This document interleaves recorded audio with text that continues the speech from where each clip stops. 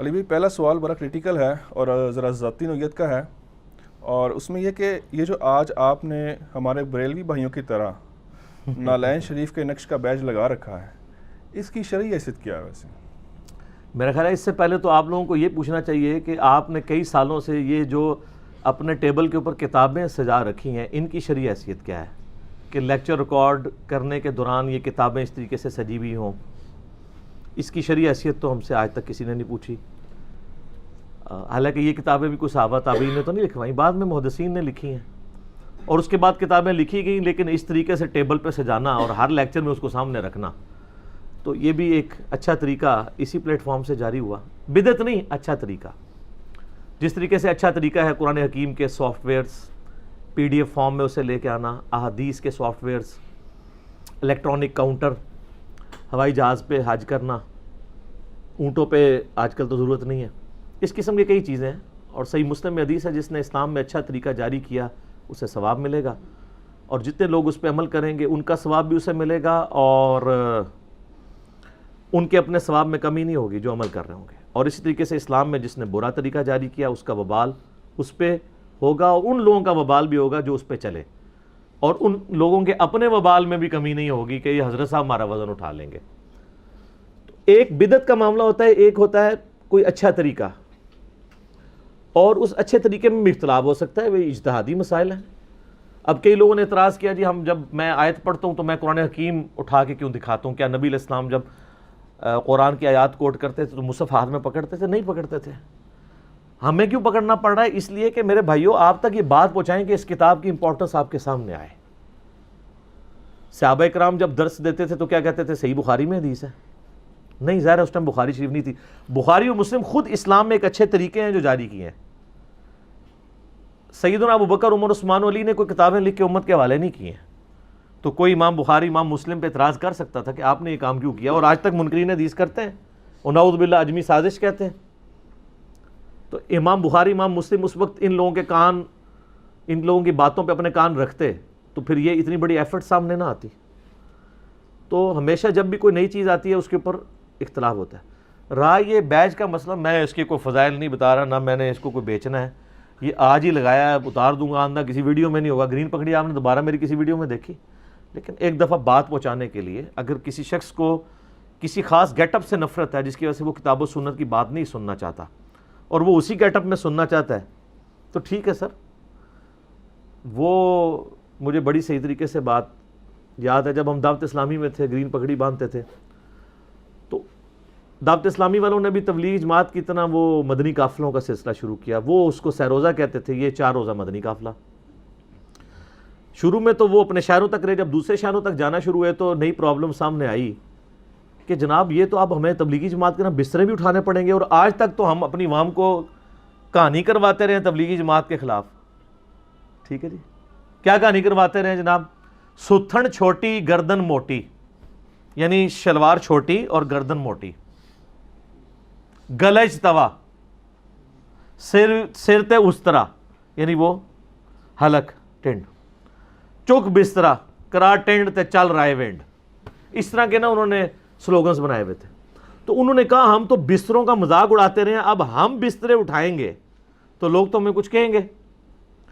تو اس وقت جو پنجاب کے نگران تھے نا دعوت اسلامی کے، حاجی ابراہیم قادری صاحب، جو بعد میں دعوت اسلامی سے ہٹ گئے تھے کچھ پالیسیز کی وجہ سے،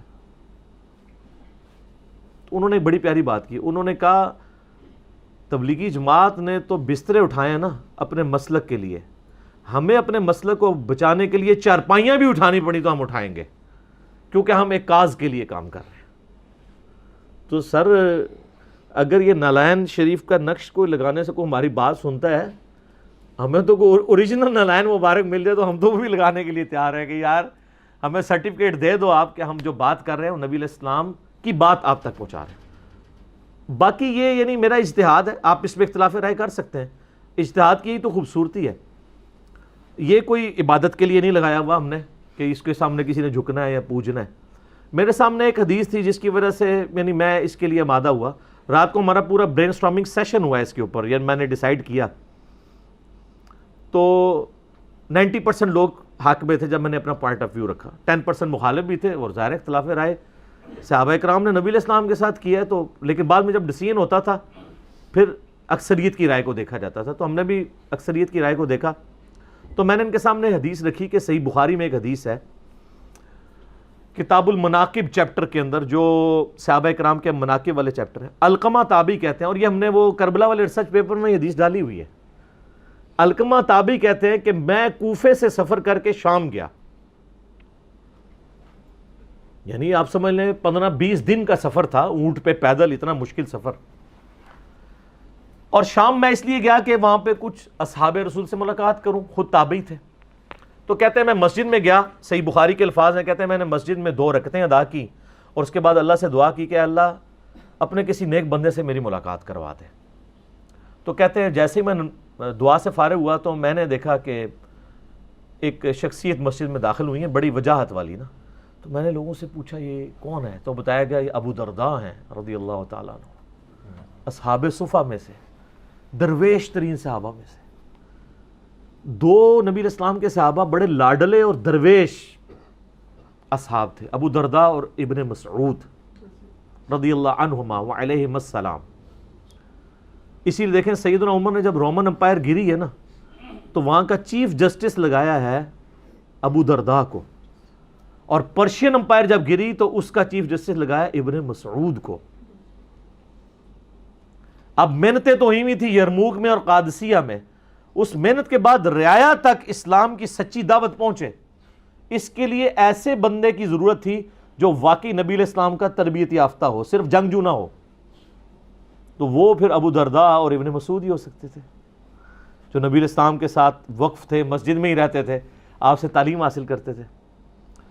تو انہوں نے کہا حضرت میں نے تو ابھی بھی اللہ سے دعا کی تھی کہ کسی نیک بندے سے ملاقات ہو, میری دعا قبول ہو گئی, ابو درداء سے میری ملاقات ہو رہی ہے.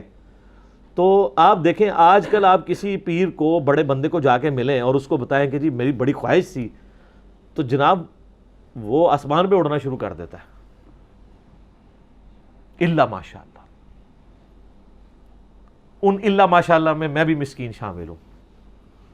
مجھے صرف اس لیے خوشی ہوتی ہے اللہ کے لیے کوئی ہے, ادروائز مجھے میری طبیعت پہ کوئی فرق نہیں پڑتا, اس لیے کہ ہم بڑی کاز کے لیے کام کر رہے ہوتے ہیں. تو ابو درداء رضی اللہ تعالیٰ نے فرمایا کدھر سے آئے ہو؟ کہا میں کوفہ سے. صحیح بخاری کے الفاظ ہیں, سیدنا ابو درداء کہتے ہیں کہ یار وہ کوفے کے اندر ابن مسعود موجود نہیں ہے, صاحب النعلین, جو نبی علیہ السلام کی مبارک جوتیاں سفر و حضر میں اپنے سینے کے ساتھ لگا کے رکھتے تھے, اور ان کا نام پڑ گیا تھا یا صاحب النعلین, یا صاحب النعلین, نبی علیہ السلام کی مبارک جوتیوں والا. تو انہوں نے کہا ہاں ہے. پھر انہوں نے کہا یار وہاں پر نبی علیہ السلام کے رازدار حذیفہ ابن یمان موجود نہیں ہے؟ ان کا ہاں ہے. پھر انہوں نے کہا وہاں پر نبی صلی اللہ علیہ وآلہ وسلم نے اپنی مبارک زبان سے جس کے لیے گارنٹی دی تھی کہ اس کی رائے شیطان سے محفوظ ہوگی, ابن سمیہ عمار ابن یاسر نہیں ہے؟ ان کا ہاں ہے. تو انہوں نے کہا تم اتنی دور سے اتنے 3 بڑے بندوں کو چھوڑ کے شام میں کیا لینے آئے ہو؟ ہائے ہائے ہائے. تو یہ امام بخاری نے ان 3 اصحاب کی فضیلت پہ جو چیپٹر باندھا ہے نا, تو یہ حدیث لی ہے. ابو درداء جن کی تعریف کر رہے ہیں کہ نبی علیہ السلام کے سفر و حضر میں جوتیاں اٹھانے والے صاحب النعلین ابن مسعود. اور بخاری میں یہ بھی حدیث موجود ہے کہ نبی علیہ السلام کی سنت پہ سب سے زیادہ عمل کرنے والے جو صحابی تھے نا وہ ابن مسعود تھے رضی اللہ تعالیٰ عنہ. صحابہ میں یہ چیز ایگریڈ تھی. اور بخاری مسلم میں حدیث ہے 4 بندوں سے قرآن سیکھو, ان میں سے ایک ابن مسعود ہے. اور بخاری میں حدیث ہے ابن مسعود کہتے ہیں اگر میں جانتا ہوتا مجھ سے زیادہ کوئی قرآن جانتا ہے نا, میں اونٹوں کے جگر جلا کے سفر کرتا اور اس سے جا کے قرآن سیکھتا. میں نے 80 صورتیں نبی علیہ السلام کے پیچھے نماز میں کھڑے ہو کے یاد کی ہیں, ڈائریکٹ آپ علیہ السلام کی تلاوت سن کے. اچھا یہ کچھ تکبرانہ ان کے الفاظ نہیں تھے, ان کو یہ تھا کہ یار میں نے ایفرٹ پٹ کی ہے اس کام کے لیے. آج کل یوٹیوب پہ کلپ آتا تو ان کہنا ہے میں کرتا ہے. میری باتوں سے کئی لوگوں کو جواب مل گیا ہوگا. سر جس نے ایفرٹ پٹ کیا وہ بتانا چاہتا ہے، اور اس سے آپ سے کوئی اجر نہیں مانگتا، چندہ نہیں مانگتا، کھال نہیں مانگتا قربانی کی، نہ آپ کی کھال مانگتا ہے۔ تو ابن مسعود رضی اللہ تعالیٰ عنہ اور دوسرا حذیفہ ابن یمان کو آپ علیہ السلام نے 12 منافقوں کے نام بتا دیے تھے، جو انہوں نے آگے نہیں بتایا، اس لیے میں بھی آپ کو نہیں بتا سکتا۔ وہ جو صحیح مسلم میں ہے کہ ان کو دوبیلا پھوڑا نکلے گا، بس اتنا ہی۔ اور تیسرا بندہ کہا کہ شیطان سے اس کی رائے محفوظ ہوگی، عمار ابن یاسر۔ اور عمار ابن یاسر تینوں جنگوں میں مولا علی کے ساتھ تھے، جمل، صفین، نیروان کے اندر۔ تو اسی لیے یعنی وہ پھر حدیث بھی آئی بخاری میں 2812، عمار کو ایک باغی جماعت قتل کرے گی، عمار ان کو اللہ اور جنت کی طرف بلائے گا، وہ جماعت دوزخ کی طرف بلائے گی۔ تو عمار میں نہیں تھے وہ، جی ہاں نیروان میں نہیں تھے، سوری، وہ تو نیروان سے پہلے صفین میں شہید ہو گئے تھے، جزاک اللہ خیرہ۔ تو یعنی وہ رائے میں مولا علی کے ساتھ ہے، تو شیطان سے محفوظ ان کی رائے، نبی علیہ السلام نے کہا۔ ابن مسعود کا نام ہی تھا صاحب النعلین۔ تو ہمارے پاس اوریجنل نالین مبارک تو نہیں ہے، چلے ایک نقش ہے یہاں لگا لیا ہم نے، قریب قریب سنت پہ عمل کر لیا۔ تو میرا ایک چھوٹا سا مدنی سوال ہے آپ سے، آپ کو اگر خانہ کعبہ شریف کی گری ہوئی کوئی تصویر زمین پہ ملے تو آپ کیا اسے نہیں اٹھائیں گے؟ آپ یہ تو نہیں کہیں گے کہ یہ تو تصویر ہے، اوریجنل تو نہیں ہے، رسپیکٹ دیں گے نا۔ ہم تو ایسے مصلی پہ بھی نماز نہیں پڑھتے جس میں قبلہ شریف کی تصویر بنی ہوئی ہو کہ پاؤں پڑے گا، تو ہم یہ تو نہیں کہتے کہ اوریجنل کعبہ تو نہیں ہے، اس کی شبیہ کا احترام کرتے ہیں۔ یہ مساجد میں بریلوی، دیوبندی، اہل حدیث، شیعہ سب نے کئی مسجدوں کے اندر خانہ کعبہ اور مسجد نبوی کی تصویریں بنائی ہوئی ہوتی ہیں، آج کل تو بڑی وہ ماڈرن آ گئی، کوئی نہیں اس سے پوچھتا کہ یار یہ اوریجنل کعبہ تو نہیں ہے، شبیہ ہے نا، احترام بھی کر رہے ہوتے ہیں۔ ہم نے کب یہ دعویٰ کیا ہے کہ یہ اوریجنل نالین شریف ہے؟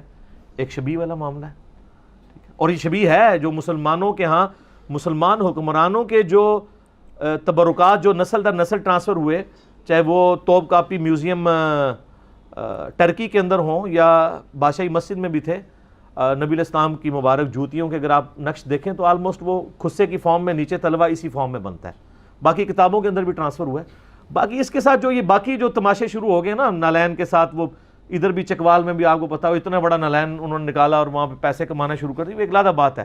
بس جو جتنی چیز ہے اس میں صفرے لگانے کی بجائے ایک جسٹ سلوگن کے طور پہ اگر کوئی بیج لگاتا ہے، اور یہ میں آج سے نہیں کہہ رہا، میری جو مجلس 34 تھی میلاد والی، اس میں آپ نے مجھ سے سوال کیا تھا کہ میلاد کے موقع پہ بیج لگا سکتے ہیں، میں نے کہا لگا لیں یار، کیا حرج ہے۔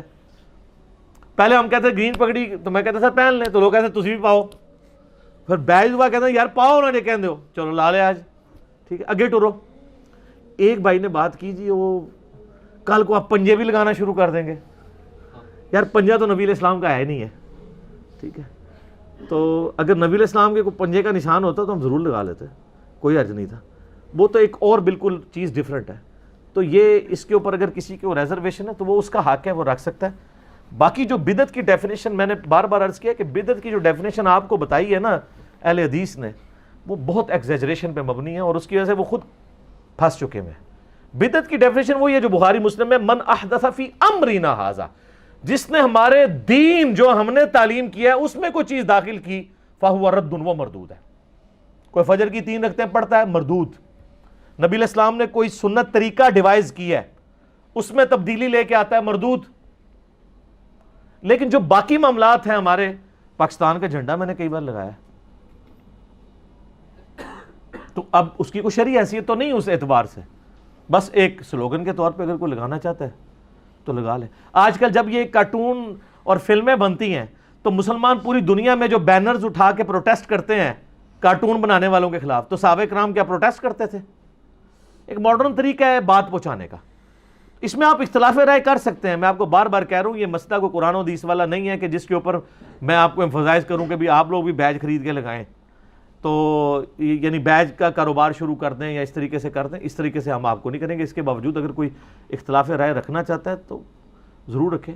ہم یعنی شبیوں کے بھی احترام کر رہے ہوتے ہیں صرف اس لیے کہ وہ خانہ کعبہ یا مسجد نبی شریف کی یعنی وہ تصویر ہے، ہم اس پہ نماز نہیں پڑھتے۔ اچھا یہ گھروں میں بھی ہم نے خانہ کعبے کی تصویریں لگائی ہوئی ہوتی ہیں، تو آج تک کسی نے نہیں کہا کہ یہ کعبہ تو نہیں ہے، اس کی شبیہ ہے۔ تو ظاہر کعبہ تو گھر نہیں لا سکتے نا، نالین مبارک بھی کو گھر تو نہیں لا سکتا۔ اگر کوئی سلوگن کے طور پہ لگا لیتا ہے اس میں کوئی حرج نہیں ہے، اور نبی علیہ السلام سے محبت کا ایک اظہار ہے. لیکن میں پھر وہی بات کروں گا کہ نبی علیہ السلام کی محبت کے یہ صرف ایک ڈیمونسٹریشنز ہیں. اصل محبت وہی ہے جو صحیح بخاری میں حدیث ہے. نبی علیہ السلام نے فرمایا میری پوری امت جنت میں جائے گی سوائے اس کے جس نے جنت میں جانے سے انکار کیا. صحابہ نے کہا کہ کون ہے جو جنت میں جانے سے انکار کرے؟ آپ نے فرمایا جس نے میری اطاعت کی وہ جنت میں جائے گا، اور جس نے میری نافرمانی کی اس نے جنت میں جانے سے خود ہی انکار کر دیا. تو یہ اصل چیز ہے جس کی طرف. لیکن دین کا ایک جذباتی پہلو بھی ہے نبی علیہ السلام کے ساتھ محبت کا، وہ آپ کنڈیم نہیں کر سکتے. صحیح بخاری میں حدیث ہے نبی علیہ السلام جب صلح حدیبیہ کے موقع پر وضو کر رہے تھے، آپ کے وضو کا پانی بھی صحابہ نیچے نہیں گرنے دیتے تھے. اور بخاری کے الفاظ ہیں کہ اگر کسی کے ہاتھ پہ پانی نہ گرتا وہ دوسرے کے گیلے ہاتھ سے مل کے اپنے جسم پہ ملتا، حتیٰ کہ آپ کا تھوک مبارک بھی کسی کے ہاتھ پہ گرتا اور وہ اپنے جسم پہ ملتا تھا. صحیح مسلم میں حدیث ہے نبی علیہ السلام فجر کی نماز کے بعد جب مسجد سے باہر نکلتے تو مدینے کے خادم لائنوں میں لگے ہوئے ہوتے تھے اپنے برتن لے کے کہ حضور ایک ایک برتن میں نا برکت کے لیے ہاتھ ڈال دیں. اور صحابہ کہتے ہیں حضور اتنے اعلیٰ اخلاق کے تھے کہ سردیوں میں تو وضو نہیں کو کرتا ٹھنڈے پانی سے، آپ اتنے برتنوں میں ہاتھ ڈالتے جاتے تھے برکت کے لیے. وہ برکت ہے، اس میں کوئی شک ہی نہیں، بہت بڑی برکت ہے. صحیح بخاری میں حدیث ہے ام سلمہ نے نبی علیہ السلام کی وفات کے بعد آپ کے چند بال مبارک نکالے جن کے اوپر مہندی لگی ہوئی تھی، رنگین تھوڑے سے بال تھے اور ڈبیا سے، اور صحابہ کو بتایا کہ یہ آپ کے بال مبارک ہیں، جب بھی ہمارے محلے میں کوئی بیمار ہوتا ہے تو مجھے پانی والا برتن بھیج دیتا ہے، میں یہ بال اس میں ڈبو دیتی ہوں اور پی لیتا ہے، اس کو شفا ہو جاتی ہے. صحیح تبرکات صحیح بخاری میں ہے. صحیح مسلم میں حدیث ہے اسما بنت ابی بکر کہتی ہیں کہ اما عائشہ کے پاس ایک کسروانی طیالسی جبہ نبی علیہ السلام کا کالا تھا جس پہ گوٹ بھی لگی ہوئی تھی، اور ان کی وفات کے بعد وہ میں نے حاصل کر لیا. نبی علیہ السلام اسے پہنتے تھے، وہ کالا جبہ تھا. کسروانی طیالسی کا مطلب ہی کالا ہے پرشین امپائر کا، جس طرح کہ سندھی اجرک کے لیے ریڈ بولنا ضروری نہیں، وہ ہوتی ریڈ ہے. تو وہ کہتے ہیں ہم اس کو دھون کے طور پر، اس کا جو دھون ہے وہ شفا کے لیے بیماروں کو پلاتے ہیں، شفا ہو جاتی ہے. یہ صحیح مسلم کے اندر حدیث موجود ہے. بے شمار حدیثیں ہیں جن سے نبی علیہ السلام کے مبارک تبرکات سے لوگوں نے فیض حاصل کیا. لیکن ظاہر ہے وہ آپ کے ڈائریکٹ تبرکات ہیں جو، یا آپ کے جسم سے ٹچ ہوئی چیزیں. اب اس کے ساتھ تو وہ چیزیں وابستہ نہیں. ہاں اگر آپ کی مبارک جوتی اوریجنل ہو، سر ہم سر پہ بھی رکھیں گے، لیکن یہ تو نقش ہے نا. پھر جو اس میں ایگزیجریشن ہوئی کہ نقش نالین کے اوپر شروع میں، اب تو خیر الیاس قادری صاحب بھی اس پہ رجوع کر گئے، اس پہ نبی علیہ السلام کا مبارک نام لکھنا شروع کر دیا. جشن ولادت مصطفیٰ مبارک، نبی علیہ السلام کا مبارک نام ان کی جوتی کے نقش پہ لکھنا شروع کر دیا. تو وہ چیزیں غلط تھی. علماء بریلوی علماء نے خود اس کو کنڈیم کیا تو انہوں نے اس کو ختم کیا، حتیٰ کہ فضان سنت کا ٹائٹل جو ہے وہ چینج کر دیا. اس پہ پہلے نالین بنا ہوتا تھا، اس پہ ان کا یار یہ آپ کیا کام کر رہے ہیں.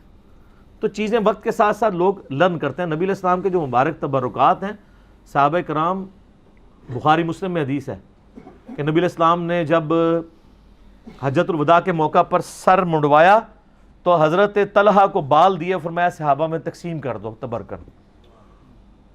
تو جب سر مبارک سے ایوریج تو 1,00,000 کے قریب بال تو اترے تھے. وہ آپ کا تو سر مبارک بھی گھنا تھا، ایوریج 1,00,000 کے قریب بال ہوتے ہیں. وہ تقسیم ہوئے ہیں، نسل در نسل چلے ہیں، لوگوں کے پاس موجود ہے. باقی جو اس کے ساتھ کہانیاں جوڑی ہیں نا کہ وہ آج بھی لمبے ہوتے رہتے ہیں، اس میں تو میں نے ان کو بڑی انجینئرنگ کی ہے کہ یار ان بالوں نے ایک مسئلہ ہمارا حل کیا. آپ کہتے ہو نبی علیہ السلام کا سایہ نہیں تھا، تو یہ مبارک بال جو ہے اس کو آپ 100 واٹ کے بلب کے نیچے رکھیں اور چیک کریں سایہ ہے کہ نہیں. اگر سایہ نکل آئے تو آپ کی ڈاکٹرائن میں یہ جعلی بال ہے، یا پھر ہماری والی بات مانے کہ یہ سایہ والی بات ہی غلط ہے. دنیا کی کسی حدیث کی کتاب میں یہ معجزہ موجود نہیں، ورنہ یہ وہ معجزہ ہے جو ہزاروں صحابہ سے روایت ہونا چاہیے تھا، کیونکہ یہ تو روزانہ وہ آبزرو کر رہے تھے. ایسا ہی نہیں تھا، سایہ تھا. اس پہ میں نے مسئلہ نمبر 118 ریکارڈ کروایا ہے، وہ آپ دیکھ سکتے ہیں. تو اور اگر یہ سایہ نکلتا ہے تو پھر ہماری بات ماننی پڑے گی، یا پھر کہیں گے جعلی ہیں جن کی زیارت کروا رہے ہیں. اب اس میں بات چھوڑیے نا، انہوں نے وہ کہتے ہیں نہیں، جب تک بال مبارک جسم کے ساتھ تھا نا اس وقت تک اس کا سایہ نہیں تھا، علیحدہ ہوا ہے. تو اس کا مطلب آپ یہ کہنا چاہ رہے ہیں کہ نبی علیہ السلام کے بال مبارک جسم سے الگ ہوتے ہی اس کی برکات ختم ہو گئی. تو اس ایسی سوچ کے اوپر تف ہے. میں نے تو بخاری شریف سے ثابت کیا کہ ام سلمہ کے پاس حضور کی وفات کے بعد انہیں بال نکالے الگ ہوئے ہوئے، اس سے بھی شفا مل رہی تھی. تو آپ لوگوں کا تو پھر تبرکات رسول صلی اللہ علیہ وآلہ وسلم کے بارے میں عقیدہ ہی صحیح نہیں ہے. پھکی مل گئی, پھکی لے لے, پریشان نہ ہویا کرو, کوئی پاک چھوڑن ادھر آ جاؤ.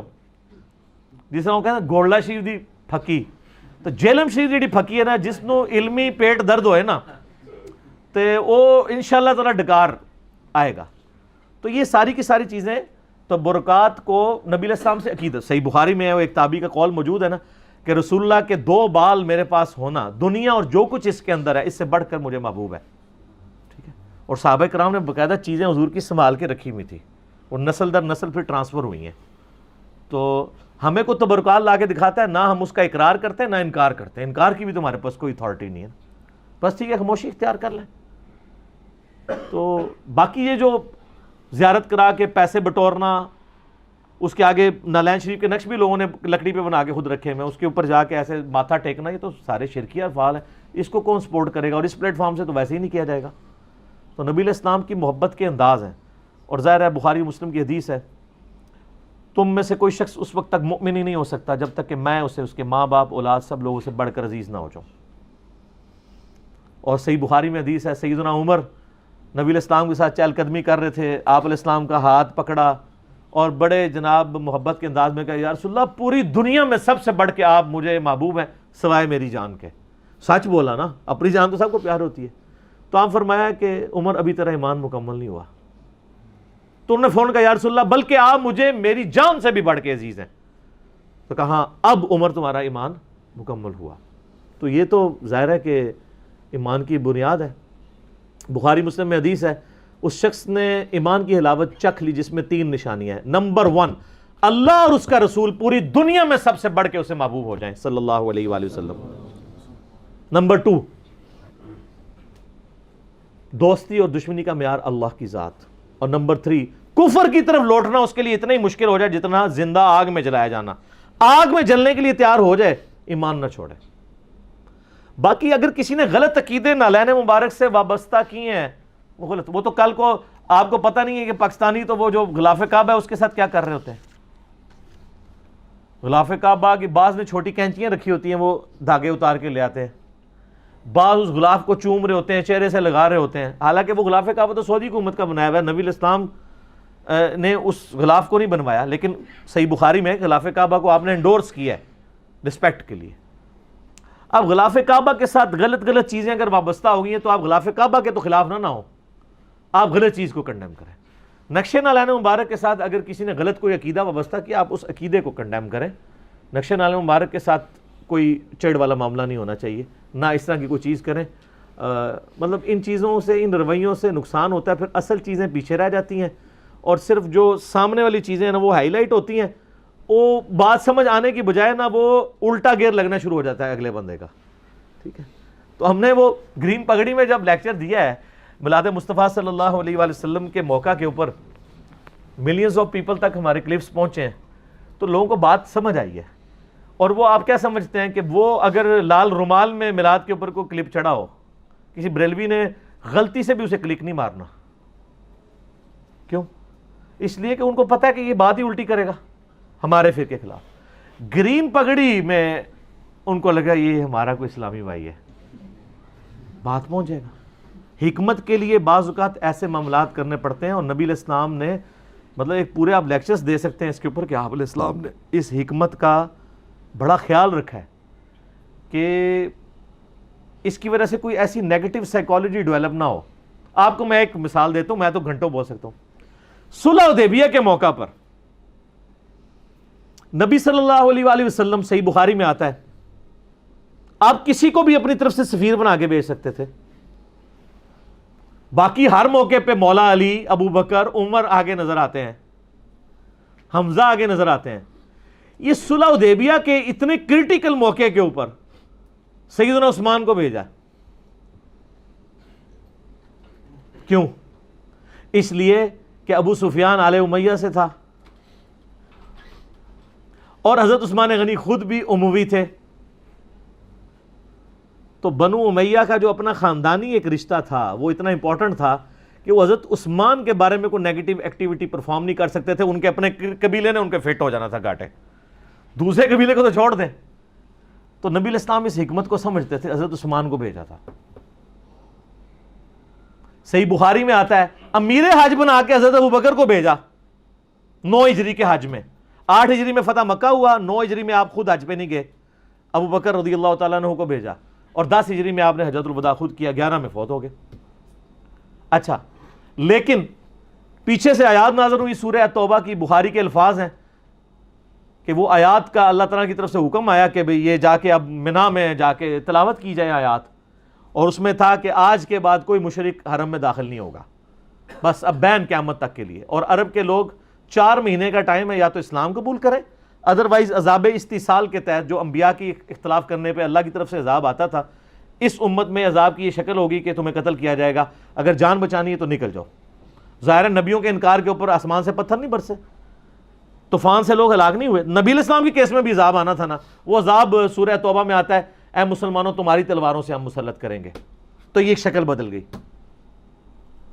اب یہ اناؤنسمنٹ بہت کریٹیکل اناؤنسمنٹ تھی کہ لوگوں کو کہا جائے کہ آپ نے عرب کی سرزمین چھوڑ دینی ہے عربیوں سے، یا قتل ہو جاؤ یا اسلام قبول کرو. اتنا کریٹیکل اناؤنسمنٹ سیدنا ابوبکر اگر کرتے تو اس کی کوئی ایکسیپٹیبلٹی نہ ہوتی. تو مولا علی کو نبی علیہ السلام نے بھیجا، کیونکہ عرب کی ٹریڈیشن تھی کہ جو اس قسم کا کیٹاگوریکل اعلان ہوتا تھا وہ کسی بھی قبائلی لیڈر کے قریبی کی طرف سے ہونا چاہیے، تب اسے مانا جائے گا. نبی علیہ السلام کا سب سے قریبی اگر کوئی مرد تھا، آپ کا بچہ، آپ کا داماد، جس سے آگے آل رسول چل رہی ہیں، وہ علی بن ابی طالب تھے. اسی لیے جب آپ علیہ السلام مدینہ ہجرت کر کے گئے تو اپنے بسترے پہ کسی امانتیں واپس کرنے کے لیے چھوڑ کے گئے ہیں؟ حضرت علی کو. کیوں؟ قریبی تھے. یہاں پہ بخاری کے الفاظ میں حضرت علی کو کہا کہ جاؤ مینا میں جا کے اناؤنسمنٹ کرنی ہے. اب آپ دیکھیں ڈسپلن کی کیا امپورٹنس ہے. وہاں پہنچے تو حضرت ابوبکر نے پہلا سوال پوچھا کہ آپ امیر بنا کے بھیجے گئے ہیں تو ٹھیک ہے میں امارت آپ کے حوالے کرتا ہوں، کیونکہ ظاہر ہے سموتاز ڈسپلن تو ہے نا، ہیرارکی تو فالو کرنی ہے. تو سیدنا علی نے کہا نہیں امیر آپ ہی ہیں حج کے، لیکن نبی علیہ السلام فرمایا تھا یہ اناؤنسمنٹ میں کروں گا. تو پھر سیدنا علی نے وہاں پہ مینا میں اناؤنسمنٹ کی. تو اب ساروں کے بھی حضرت علی اگر اناؤنسمنٹ کر رہے ہیں تو یہ نبی علیہ السلام کی طرف سے ہی شمار ہوگی. پھر حضرت ابوبکر کا جو قبیلہ ہے وہ قریش میں کوئی اتنا اعلیٰ درجے کا قبیلہ نہیں مانا جاتا تھا. قریش کے جو اعلیٰ قبیلے تھے وہ 2 ہی تھے، بنو ہاشم اور بنو امیہ. یہ تو بیچارے چھوٹے قبیلے تھے، بنو عدی جس سے حضرت عمر تھے، بنو تیم جس سے حضرت ابوبکر تھے. یہ تو اسلام نے جناب دیکھو نا کہ چھوٹے قبیلوں والوں کو خلفاء بنا دیا ہے. یہ اسلام کی عظمت ہے. ٹھیک ہے، تو یہ نبی علیہ السلام کی تربیت کا نتیجہ. یہ تو میں نے حکمت کی باتیں بتائی، میں تو فی البدی بول سکتا ہوں. اور آپ بھی مہربانی کر کے ایک دفعہ عمر سیریز دیکھ لیں. اور جب آپ عمر سیریز دیکھ رہے ہوں گے تو میں نے آپ کو یہ ترغیب نہیں دلایا کہ یہ جو آپ کو بندہ سامنے نظر آ رہا ہے یہ حضرت عمر ہی ہے. بس ایک شبیہ سمجھ لیں سمجھنے کے لیے ڈائلاگس کو، یہ نہیں کہ یہ بندہ ہی ہوا ہے. تو یہ بھی وہی ہے کہ ایک صرف پوائنٹ آف ویو لوگوں تک پہنچانے کے لیے ایک مدنی ٹوٹکا استعمال کیا. ٹھیک ہو گیا جی؟ ٹھیک.